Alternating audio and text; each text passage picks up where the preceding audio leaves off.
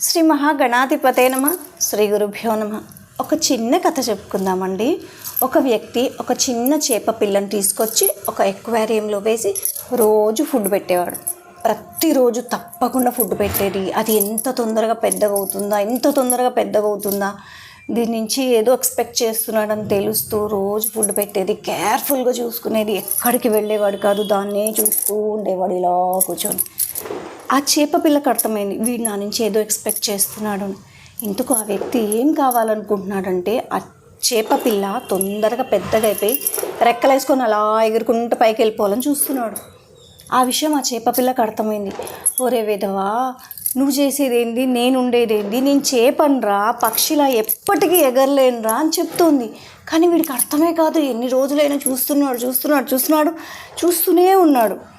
చాలా రోజుల తర్వాత అర్థమైంది వాడికి, ఎంత ఫుడ్ పెట్టినా, ఎంత మంచి ఫుడ్ పెట్టినా, ఏం చేసినా చేపనే, పక్షిలా ఎగరలేదు అని.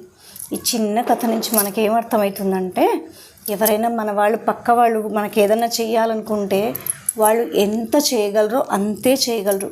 మన ఎక్స్పెక్టేషన్స్కి తగ్గట్టు వాళ్ళు ఎప్పుడు పని చేయలేరు. ఎందుకంటే వాళ్ళ లిమిట్స్ వాళ్ళకు ఉంటాయి కదండి. మనం అది ఆలోచించము. వాళ్ళు వచ్చి చేస్తారు, వీళ్ళు వచ్చి చేస్తారు, ఏవేవో ఊహించుకుంటాం. కానీ అవతల వాళ్ళు అన్నీ చేయలేరు. వాళ్ళకు తగ్గట్టు వాళ్ళే చేయగలరు. ఈ చిన్న కథ మనకు గుర్తొచ్చిందనుకోండి, ఎవరైనా మన కోసం ఏమన్నా చెయ్యని టైంలో, ఓ వీడు చేప పిల్ల, పక్షిలా ఎగరలేడు ఎప్పటికీ, వాడు అంతే చేయగలడు అనుకుంటాం. దానివల్ల కొంచెం మన ఆలోచన విధానం మారుతుందేమో అని ఆశ.